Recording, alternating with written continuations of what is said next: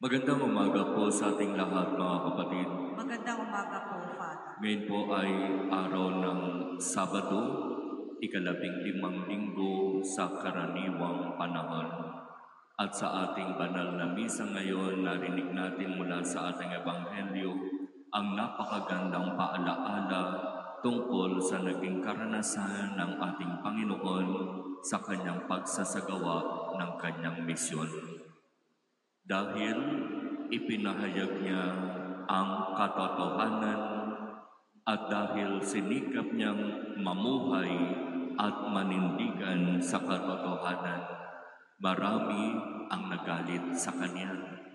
Kaya nga ang sabi ng Ebanghelyo, umalis ang mga Pariseo at nag-usap-usap kung papaano ipapapatay si Jesus, sapagkat si Jesus ay direktang tumutuliksa sa kanilang mga gawa. Sa mga pananalita ni Jesus, halos pakiramdam ng mga Pariseo sila ang pinapatamaan, sapagkat ganito ang ibig sabihin ng magsalita ng totoo. Palaging may matatamaan, palaging may masasapol, na akala nila sila ang pinapatamaan. Pero ang totoo, kapag ang katotohanan ng turo at aral ng ating Panginoon ang ipapahayag, lahat tayo tatamaan. Lalo na kapag hindi tayo namumuhay sa katotohanan at hindi tayo nagsasagawa at naninindigan sa katotohanan. Mga kapatid, sa ating araw ng misa ngayon, inaalaala natin ang ating mahal na patron, San Pablo ng Cruz. Ngayon ay itinalaga natin bilang araw ng pagdedebosyon sa Kanya.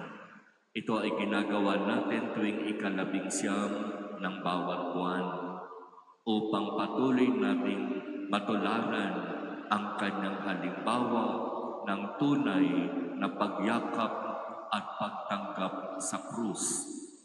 Ang krus na alam nating lahat ay hindi madaling yakapin, hindi madaling tanggapin, sapagkat ang krus ay nangangahulugan ng paghihirap, pagpapakasakit, pagsasakripisyo at maging kamatayan.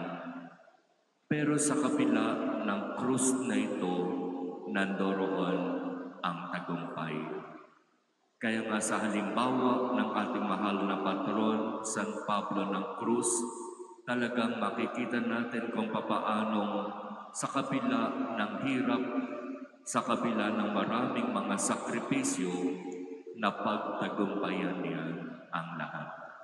Sapagkat tunay na siya'y kumapit at nanalig sa Diyos. Sa araw ding ito, gaganapin natin ang pagtatalaga sa mga katekista ng parokya.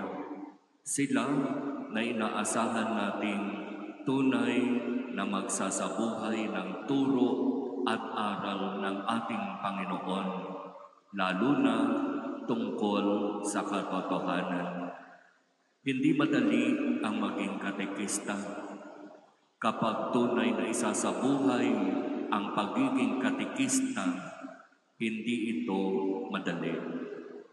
Kung tutuusin ang buhay ng isang katekista dito sa ating lugar, ay medyo madali pa kung ihahambing sa buhay ng mga katekista sa probinsya. Sapagkat doon, kinakailangan nilang maglakad, umakyat ng bundok, tumawid ng ilog, para lamang magampanan ang kanilang misyon na magturo, lalo na sa mga public school. Dito sa ating parokya, ang eskwelahan, tatawid ka lang ng kalsada, nariyan na. Napakalapit, napakadaling puntahan. Pero minsan, nalilate pa. Magsisimba, nagsesermon na ang pari, doon pa lang darating. Pero kung tunay na isasabuhay natin ang diwa ng pagiging katekista, ito ay malinaw na misyon na ipinagkakatiwala ng Diyos sa laiko. Misyon na maaaring maging daan patungo sa kabanalan. Palagi kong sinasabi kapag ang aking binibigyan ng mga panayam ay mga katekista o mga laiko, dapat ilagay natin sa ating isip na dito sa ating bansa, Katolikong bansa na tinatawag sa Asia, ang unang dalawang naging santo ay katekista. San Lorenzo Ruiz, San Pedro Calungsod. Dalawa lang silang kinilala ng simbahan na Pilipinong santo. Dahil talagang nagsikap silang isabuhay ang kanilang misyon bilang mga tagapagturo at tagapagpahayag ng mabuting balita. Kaya kung tunay na kayo ay magsasabuhay ng kung ano ang inaasahan sa inyong misyon, baka isa sa inyo ang maging pangatlong santo o santa. Imposible po ba yun? Hindi.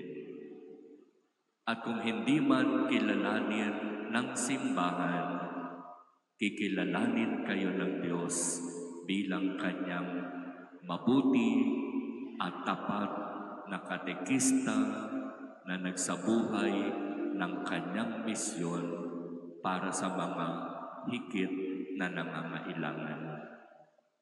Kaya mga kapatid, ipapanalangin natin ang bawat isa na katulad nung narinig natin sa ating ebanghelyo, tunay nawang ipagkaloob ng Diyos sa atin ang biyaya na mamuhay at manindigan sa katotohanan ng kanyang turo at aral. Amen.